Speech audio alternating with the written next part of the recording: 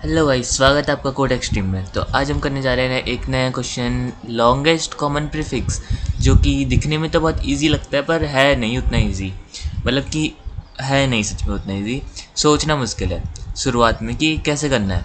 तो write a function to find the longest common prefix string amongst an array of strings. If there is no common prefix, return an empty string. तो बहुत simple सा description है। हमें क्या return करना है, एक स्ट्रिंग रिटर्न करनी है। क्या होगा उस स्ट्रिंग में?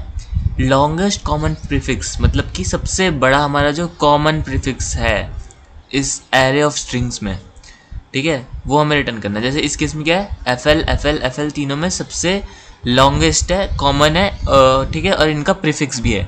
सो हमने क्या रिटर्न किया, एफ एल। सिमिलरली यहाँ पे अगर देखोगे तो यहाँ पे कुछ भी कॉमन नहीं है प्रीफिक्स में। देखो डी आ रहा है, आर आ रहा है, सी आ रहा है, तो कुछ कॉमन था ही नहीं। तो कुछ क्योंकि कॉमन नहीं था तो हमने क्या करी, एक एम्प्टी स्ट्रिंग को रिटर्न कर दिया, ठीक है। तो यही है हमारा। और एक दिया हुआ है कि ओनली लोअर केस एलिमेंट्स होंगे हमारे इसमें और कुछ नहीं होगा। तो ये तो समझ गए होगी कि क्वेश्चन पूछ क्या है। तो अब जानना ये होगा कि क्वेश्चन होगा कैसे, क्योंकि इतना सोचना है इसमें। देखो टॉपिक्स में अगर देखोगे ना तो ये क्वेश्चन ट्राई का क्वेश्चन है, बट हम ये ट्राई से करने वाले हैं नहीं, क्योंकि हमें तो आता नहीं है ना, वो तो बहुत एडवांस टॉपिक हो गया। तो हम कैसे करें इसको? तो इसको पता है किस तरीके से कर सकते हैं हम? सॉर्टिंग के हेल्प से कर सकते हैं। अगर आपने लेक्सोग्राफिकली सॉर्ट का मतलब पता है तो ये क्वेश्चन हो जाएगा। इसका मतलब क्या होता है, ठीक है बताता हूँ। जैसे फ्लावर फ्लो फ्लाइट है, तो अगर मैं यहाँ पे लिखूँ इसको एक बार आपको समझाने के लिए, फ्लावर फ्लो फ्लाइट में सबसे पहले क्या आएगा? अगर लेक्सोग्राफिकली सॉर्ट करना है हमको इसमें, तो लेक्सोग्राफिकली सॉर्ट करना है तो सबसे पहले हमारे पास फ्लावर आएगा मेरे हिसाब से। एक मिनट, फ्लावर नहीं आएगा, फ्लाइट आएगा सबसे पहले। अगर मान लो मैंने इसको सॉर्ट किया तो सबसे पहले मेरे पास फ्लाइट आएगा, ठीक है। इसको मैं कोट्स के अंदर लिख देता हूँ, ठीक है। सबसे पहले तो फ्लाइट आया। अब क्या आएगा? अब हमारे पास FLOW है, तो देखो FLOW इसमें भी है और FLOW इसमें भी है, तो कौन सा आएगा पहले? तो FLOW के बाद देखोगे तो इसमें E है और इसमें E नहीं है। तो देखो मैं इसको आपको एक काम करता हूँ ना, करके दिखाता हूँ, सी आउट करके दिखाता हूँ, तब ज़्यादा अच्छे से समझ आएगा। जैसे मैंने इसका साइज़ ले लिया, strs.size, फिर मैंने क्या किया, इसको सॉर्ट कर दिया। सिंपल तो सॉर्ट करते हैं इसको, strs.begin strs.end, है ना। तो अब इसको सॉर्ट करने के बाद जरा एक बार प्रिंट करके देखते हैं क्या हमारे पास आउटपुट आ रहा है, ठीक है। तो इसको मैं प्रिंट करता हूँ, सी आउट strs का i, और यहाँ पे हम स्पेस दे देते हैं, और यहाँ पे मैं सी आउट एंडल लिख देता हूँ, और यहाँ पे हम फिलहाल के लिए ऐसे ही कुछ भी रिटर्न कर देते हैं, कोड एक्सट्रीम। तो सब्सक्राइब करना मत भूलना। तो ये हमने फिलहाल के लिए किया है। इसको एक बार रन करके देखते हैं कि हमारा आउटपुट आ क्या रहा है सॉर्ट करने के बाद। ये हम एक वो देखेंगे, ऑब्जर्वेशन। तो देखो आउटपुट आया कुछ इस तरीके का, फ्लाइट फ्लो फ्लावर। तो देखो फ्लाइट तो सबसे पहले आना ही था, क्योंकि आई जो होता है ना हमारा, देखो तीनों में सबसे पहले तो एफ और एल है, एफ और एल है एंड एफ और एल है। बट इसमें देखोगे तो आई जो है वो इन तीनों से पहले आता है। ओ से पहले क्या आता है? दोनों में ओ है, इन दोनों में, तो ओ से पहले आई आता है। डेट्स वाई हमारी ये लेक्सोग्राफिकली सबसे पहले सॉर्टिंग में आई है, ये वाली स्ट्रिंग। बट अब नेक्स्ट FLOWER, तो इसमें क्योंकि एक्स्ट्रा चीज़ें थी इसलिए ये वाली है ये बाद में, और इसमें एक्स्ट्रा चीज़ नहीं थी तो ये वाली है ये पहले, ठीक है। तो ऐसे होता है लेक्सोग्राफिकली सॉर्ट। अब ऑब्जर्वेशन देखो क्या है। ऑब्जर्वेशन ये है कि FLIGST FLOW और FLOWER। तो अगर मैं सिर्फ फर्स्ट वाली स्ट्रिंग और लास्ट वाली स्ट्रिंग जो है ना, इन दोनों में चेक करूँ तो कैसे होगा?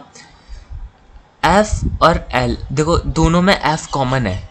इससे तुम्हें एक चीज़ समझ आ रही है, क्योंकि दोनों में F कॉमन है तो बीच में भी जो है वो F आएगा ही आएगा। बीच में जितनी भी स्ट्रिंग्स होंगी उनमें F आएगा ही आएगा। ऐसा क्यों बोल रहा हूँ मैं? क्योंकि ये सॉर्ट हो चुकी हैं। अगर इसके और इसके अलावा यहाँ पे कुछ आ रहा है, इसका मतलब कि ये सॉर्टिंग नहीं है, क्योंकि सॉर्टिंग हुई है इसका मतलब इसके और इसके बीच में सेम थिंग है। अब देखो F और L में भी ऐसा ही होगा, बट जैसे ही FLO आया तो देखो यहाँ पे आ गया है गैप, क्योंकि यहाँ पे है I, यहाँ पे है O, तो मतलब कि ये कॉमन नहीं है, तो मतलब ये हमारा आंसर में नहीं होगा इंक्लूड। तो मतलब सिर्फ आंसर में F और L इंक्लूड होने वाला है। भले ही यहाँ पे FLO है बट ये लास्ट वाली स्ट्रिंग में नहीं है, तो लास्ट वाली स्ट्रिंग बहुत ज़रूरी है हमारी। लास्ट वाली स्ट्रिंग और फर्स्ट वाली स्ट्रिंग को कंपेयर करके हम सबका पता लगा सकते हैं, ठीक है। तो चलो अब इसको और अच्छे से कोड लिखते हैं इसका। चलो तो इसको पहले मैं काट देता हूँ, इसको मैंने काट दिया है। सॉर्टिंग हम कर ही चुके हैं, तो अब सबसे पहले क्या करते हैं, एक एम्प्टी स्ट्रिंग बनाते हैं जिसमें हम अपना आंसर को स्टोर करेंगे, ठीक है। आंसर इक्वल टू ये मैंने बना दिया एम्प्टी स्ट्रिंग, ठीक है। अब देखो सबसे पहले क्या करते हैं, फर्स्ट वाली का साइज़ निकाल लेते हैं और सेकंड ये लास्ट वाली का भी साइज़ निकाल लेते हैं। तो मैं यहाँ पे क्या लिखूँ, इंट फर्स्ट साइज़, ठीक है। फर्स्ट का साइज़ निकाल रहा है इसलिए मैंने ऐसा लिखा। तो इसका साइज़ क्या होगा, मेरा जो STRS है उसका जो 0th एलिमेंट है वही तो मेरी ये वाली स्ट्रिंग होगी। इसका साइज़ निकालना है, कैसे निकालूंगा, डॉट साइज़ या डॉट लेंथ भी कर सकते हो, ठीक है। अब लास्ट वाली का साइज़ निकालने के लिए भी मैं ऐसे ही करूँगा, इक्वल टू STRS का n-1 डॉट साइज़, तो ये मैंने कर दिया।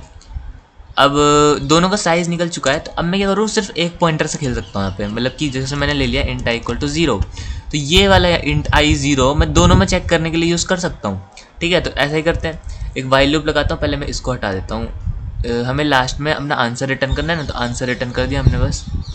तो इसको मैंने फिलहाल नीचे कर दिया। अब देखो वाइल जब तक मेरा जो i है वो छोटा है मेरी फर्स्ट वाली स्ट्रिंग से भी और लास्ट वाली स्ट्रिंग से भी, तो फर्स्ट साइज इससे छोटी है जब तक, एंड i लेस देन मेरी लास्ट की जो साइज़ है उससे, दोनों से छोटी होनी चाहिए। तो जब तक ऐसा है तो हम चेक करते हैं कि कॉमन है। अगर कॉमन है इनमें, अगर ये इक्वल आ रहे हैं तो हम आगे भी बढ़ेंगे और आगे भी देखेंगे कि कुछ कॉमन है कि नहीं। और अगर ये इक्वल नहीं आ रहे हैं शुरुआत में ही, मतलब कि शुरुआत में ही इनमें कुछ कॉमन नहीं है, समझ रहे हो ना। तो सबसे पहले मैं चेक करता हूँ STRS के जो ज़ीरोथ ये है मेरे पे स्ट्रिंग है, इसका जो ith एलिमेंट है, जो 0th एलिमेंट है, ith मतलब ओ यहाँ पे सेमीकोलन, देखो यहाँ पे मैंने i की वैल्यू फिलहाल 0 है ना इसलिए बोल रहा हूँ ऐसा। तो यहाँ पे हम i लिखेंगे, हर एक i के लिए चेक करेंगे। तो STRS का 0 का i यहाँ पे इफ़ कंडीशन लगा देते हैं। अगर ये बराबर है लास्ट वाली को कैसे लिखेंगे, n-1 के ith एलिमेंट यानी कि 0th एलिमेंट, क्योंकि इनिशियली तो 0 है इसलिए। तो अगर ये बराबर हुए तो हमें क्या करना है, आंसर में क्या करना है, आंसर में प्लस कर देना है या पुश बैक कर देना, सेम बात है। क्या पुश बैक करना है, STRS का 0 का i। तो पुश बैक तुम ये भी कर सकते थे, पर जब दोनों इक्वल हैं तो तुम दोनों से कुछ भी कर सकते हो। एल्स में क्या करेंगे, एल्स में मैंने बताया आपको ब्रेक कर देंगे। क्यों, क्योंकि कुछ कॉमन ही नहीं मिल रहा है। अगर पहले तो सीधे ब्रेक कर दो ना, मतलब लॉन्गेस्ट कॉमन प्रीफिक्स की तो बात जाने दो, कुछ कॉमन ही नहीं है इनमें अगर ऐसा है तो एल्स में मैंने ब्रेक कर दिया। अब हम क्या करेंगे, रिटर्न कर देंगे अपना, अच्छा सॉरी रिटर्न तो मैं कर ही चुका हूँ शायद नीचे, तो नीचे ये रहा, ये मैं रिटर्न कर चुका हूँ। तो अब अगर आप देखोगे अगर कुछ भी कॉमन ना हो तो मेरी सीधे ये वाली स्ट्रिंग रिटर्न हो जाएगी, क्योंकि ये ब्रेक हो जाएगा। तो चलो अब इसको रन करके देखते हैं, कोई माइनर मिस्टेक हो सकती है, हो जाए। तो ये रन हो रहा है। तो इसकी टाइम कम्प्लेक्सिटी अगर आप देखोगे तो ओ सॉरी ये क्या हो गया, अच्छा मैंने i++ करना भूल गया, सॉरी। i++ नहीं करेंगे तो वो जाएगा कैसे, आई पॉइंटर आगे बढ़ेगा ना। तो अब देखो अब सही आंसर आएगा। तो इसकी टाइम कॉम्प्लेक्सिटी बता रहा था मैं कि सॉर्टिंग यूज़ कर रहे हैं तो n log n होगी इसकी टाइम कॉम्प्लेक्सिटी, ये बात सही है। और स्पेस कॉम्प्लेक्सिटी अगर आप इसको स्पेस मान रहे हो, जो ये है हमारे पास इन जो हमें आउटपुट में देना है, तो मान सकते हो ऑर्डर ऑफ n, वरना नहीं मानो तो भी चलेगा। तो समझ गया ना मतलब। तो चलो अब इसको सबमिट भी कर देते हैं और इस क्वेश्चन का खेल ख़त्म कर देते हैं। तो ये हो चुका है सबमिट और उम्मीद करता हूँ आपको समझ भी आया होगा। So thanks for watching.